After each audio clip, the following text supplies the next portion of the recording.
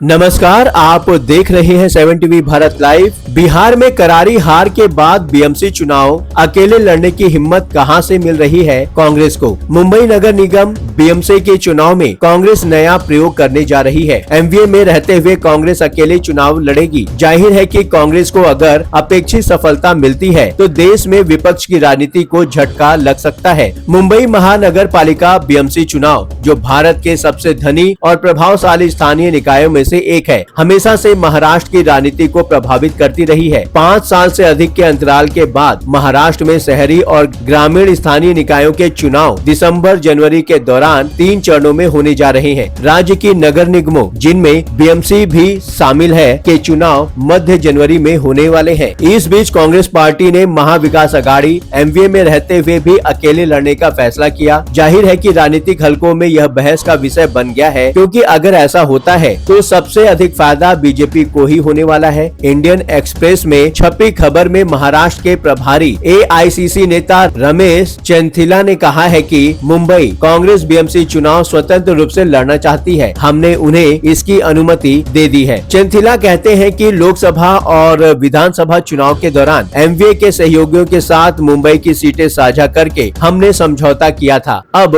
स्थानीय इकाई के पदाधिकारी महसूस करते हैं कि नगर निकाय चुनाव अपनी ताकत पर लड़ना चाहिए, इसमें कुछ भी गलत नहीं है। मुंबई कांग्रेस की प्रमुख और सांसद वर्षा गायकवाड़ बीएमसी चुनाव में पार्टी को अकेले लड़ाने की मांग करने वाले नेताओं की अगुवाई कर रही हैं। हाल ही में उन्होंने कहा था कि कांग्रेस राज ठाकरे की अगुवाई वाली एमएनएस के साथ हाथ कैसे मिला सकती है। यह टिप्पणी तब आई जब एमबीए नेताओं ने मुंबई में मतदाता सूची में कथित गड़बड़ियों के विरोध में एमएनएस के साथ संयुक्त रैली की थी। पर अब अहम सवाल यह है कि क्या कांग्रेस का अकेले चुनाव लड़ना आत्मघाती कदम नहीं है, क्योंकि वर्तमान में महाराष्ट्र की राजनीति में भारतीय जनता पार्टी जैसी मजबूत पार्टी भी अकेले चुनाव लड़ने की हिम्मत नहीं कर सकती। आखिर कांग्रेस के अकेले चुनाव लड़ने की गणित क्या है, आइए समझते हैं। बीएमसी चुनाव में कांग्रेस के अकेले लड़ने का फैसला बिहार विधानसभा चुनाव की हार के ठीक एक दिन बाद आया। बीएमसी, जो 1.3 करोड़ आबादी वाले मुंबई को संभालती है और 40,000 करोड़ का बजट रखती है, शिवसेना बीजेपी का पारंपरिक गढ़ रही है। 2017 में बीजेपी ने 82 सीटें जीती, जबकि कांग्रेस मात्र 31 पर सिमट गई। लेकिन 2025 में कांग्रेस का सोलो रन करने का फैसला दुस्साहसिक लगता है। लेकिन कांग्रेस को बिहार में जो करारी हार मिली है, उसके बाद साफ हो गया है कि गठबंधन में लड़ने का कांग्रेस को कोई फायदा नहीं मिल रहा है, क्योंकि बिहार में कांग्रेस अगर अकेले भी लड़ती तो शायद 6 सीटें जीत सकती थी। यही नहीं, अगर सभी सीटों पर लड़ती तो हो सकता है कि उसका वोट प्रतिशत भी 8% की बजाय 12 या 14% रहता। पर गठबंधन में चुनाव लड़ने का नतीजा रहा है कि कई जीतने वाली सीटें उसे नहीं मिली। इतना ही नहीं, बार बार कम सीटें मिलने से लगातार संगठन भी कमजोर हो रहा है, कार्यकर्ता का उत्साह भी खत्म हो रहा है। महाराष्ट्र में तो कांग्रेस कम से कम बिहार जैसी स्थिति में नहीं है। अभी भी कांग्रेस महाराष्ट्र में स्टेट लेवल पर बीजेपी के बाद दूसरे नंबर की पार्टी है। पार्टी को रिवाइव करने के लिए यह एक बेहतर फैसला हो सकता है। संभव है कि इससे बीजेपी को फायदा पहुंचे, पर कांग्रेस कब तक अपनी कीमत पर दूसरी क्षेत्रीय पार्टियों का फायदा कराती रहेगी। कांग्रेस को डर है कि एमवीए में रहकर भी वह सिर्फ 50 से 60 सीटें ही लड़ पाएगी और क्रेडिट भी शिवसेना को जाएगा। इसलिए अपना खेल खुद खेलने का फैसला किया है। उद्धव को बीएमसी 1997 से लेकर 2022 तक शिवसेना का किला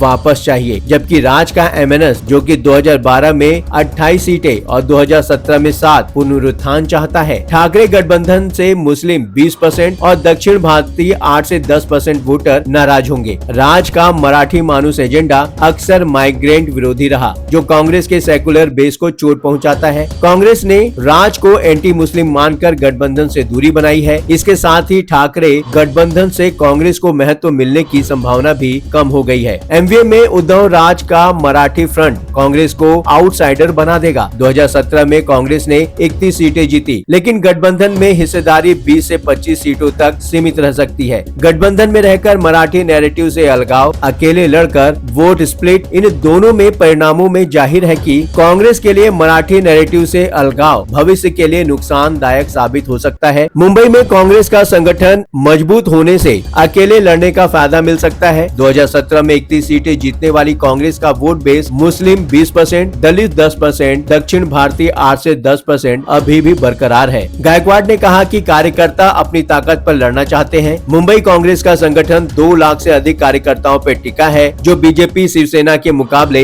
बेहतर संगठित है। दक्षिण मुंबई, मलबार हिल, कोलाबा, वर्ली, दादर, बांद्रा और अंधेरी जैसे क्षेत्रों में कांग्रेस का पारंपरिक बेस मजबूत है, जहां 40% वोटर हैं। 2017 बीएमसी में 31 सीटें जीतने वाले 31 पार्षद आज भी सक्रिय हैं, जैसे रवि राजा, असलम शेख, अमीन पटेल आदि विपक्ष के नेता रहे। मिड डे के अनुसार कांग्रेस ने हाल में 50,000 नए सदस्य जोड़े हैं और 1,150 से अधिक उम्मीदवारों ने टिकट के लिए आवेदन किया है। 2024 लोकसभा में मुंबई की 6 में 2 सीटें जीतने से कांग्रेस का जोश बढ़ा। द हिंदू के अनुसार कांग्रेस का संगठन शहरी वोटरों से रिकनेक्ट करने का काम रहा। अकेले लड़ने से कांग्रेस को स्वतंत्र पहचान मिलेगी। गठबंधन में जूनियर बनकर हिस्सेदारी कम मिलती, लेकिन अकेले 100 से अधिक सीटें लड़कर क्रेडिट खुद ले सकती है। मुंबई में कांग्रेस का भरोसा मुस्लिम यानी कि 20 से 22%, दलित 10 से लेकर 12% और दक्षिण भारतीय यानी कि तमिल, कन्नड़, मलयाली जो कि 8 से लेकर 10% वोटर्स पर है। ये तीनों समुदाय परंपरागत रूप से कांग्रेस के साथ हैं, जो गठबंधन में बट जाते थे।